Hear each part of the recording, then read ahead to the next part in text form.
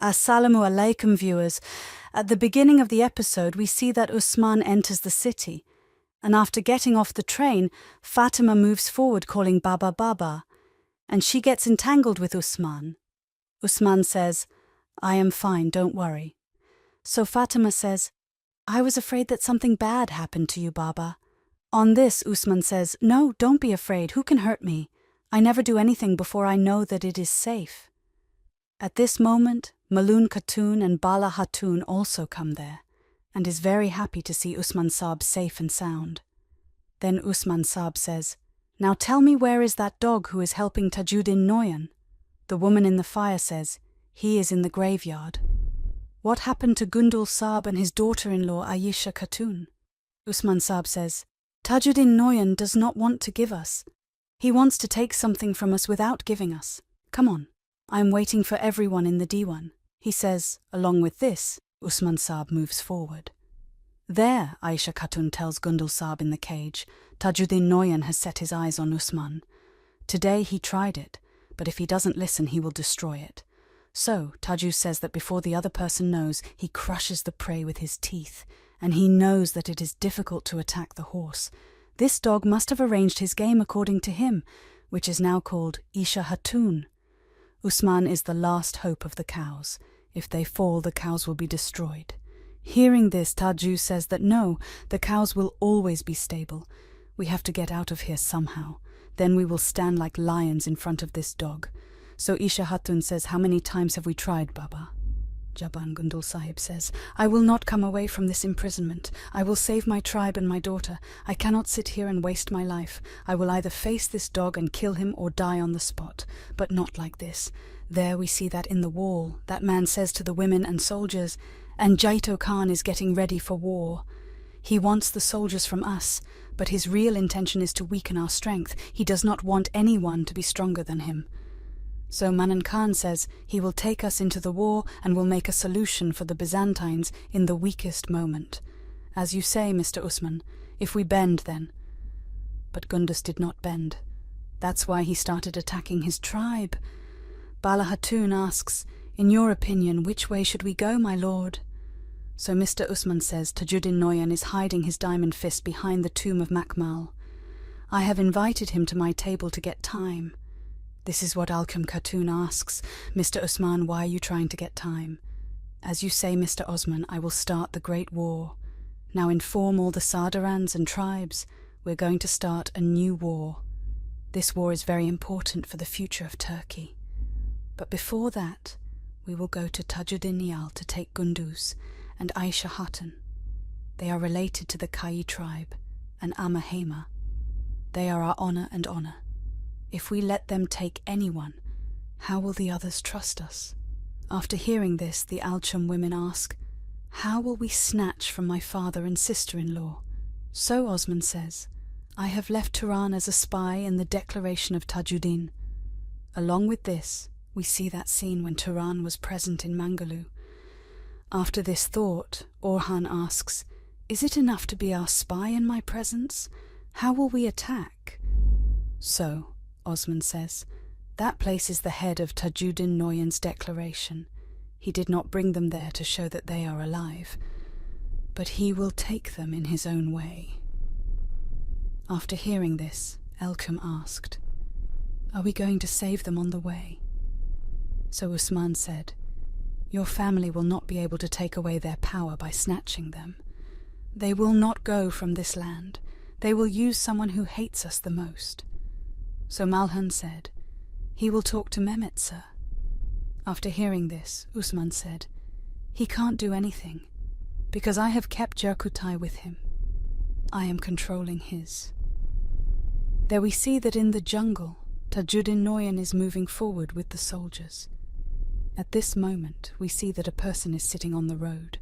The commander says to him, "Man, move aside, why are you sitting in the middle?" But when the answer is not received, the Mongol commander says again, "Don't you hear my voice? I am talking to you." On his absence, two soldiers run away at the signal of Tajuddin Noyan, and the next moment the stick breaks on the Mongol. Whoever runs away from the Mongol soldiers, he throws him on the ground, and then he takes the last round of the ball. Seeing this, Tajuddin Noyan says while stopping the soldiers, "Wait!" After stopping the soldiers, Tajuddin Noyan himself moves to his side and goes to him and says, "A man who can dare to face me like this, he must be a special man. Tell me, who are you?" As he was listening, the Roman Jalad threw a command at him. After reading the command, the Tajuddin says, "You are the famous Jalad of the Byzantines, Imran Tegan, as he forgave those who caused the trouble, who worked with the Templars and attacked the Thrace." And Andronikos had to be disappointed. So Imran Tegan says, "I have been sent after Geyhatu, Nieman and Gorkru Khan because we did not want you to be helpless in front of Usman." Jobin says, "We trust your help. What did your king promise you?" So Imran Tegan says, "I will own the fort in exchange of the head of Uthman." Noyan says, "What will happen if I don't want the head of Uthman?" Imran Tegan asks, "Don't you want the head of Uthman? Then tell me, do you want him to take your head?" On this, Noyan says, "I have no intention of destroying Uthman or the people of Kayan Imran." Tegan asks, "Are you planning to take the Turks under your command?" "You don't know us, Tajuddin Noyan, don't forget this. I am also a Turk. Turks will never listen to you." "Like I didn't listen to Shinshah," Jaban Noyan says. "Do you know how the herd of sheep is controlled, Imran Tegan? If you put these sheep in the cage, they will never listen to you. You should have the skill to control them in their own home. Drive without worrying, without slowly.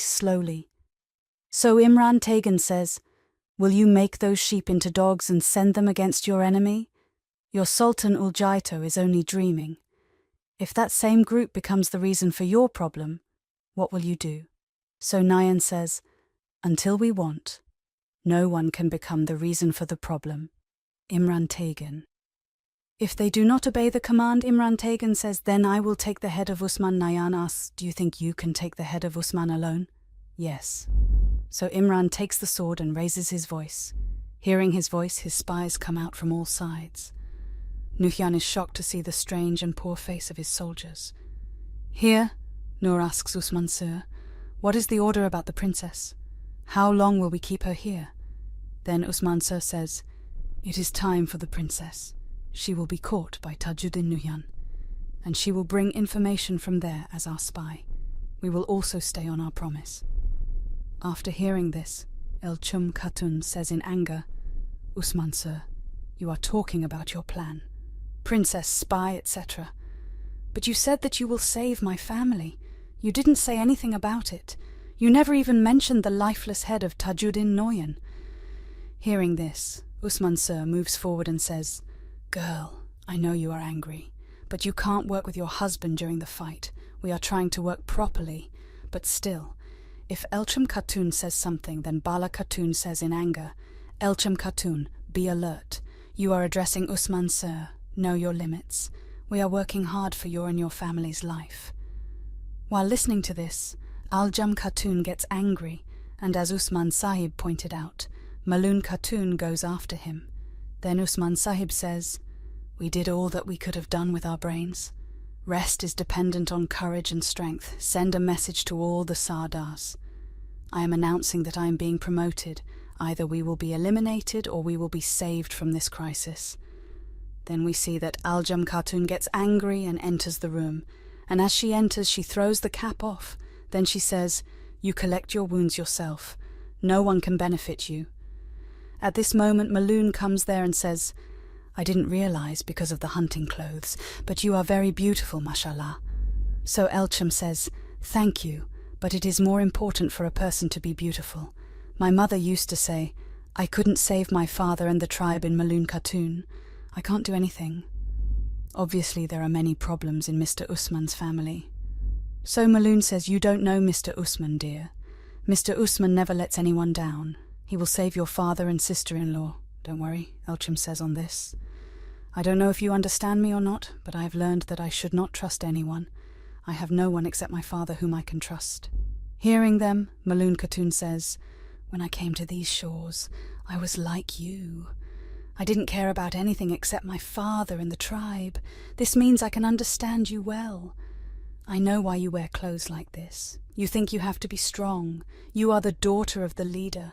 You have to protect your father's legacy. But remember that you are not alone. We are with you.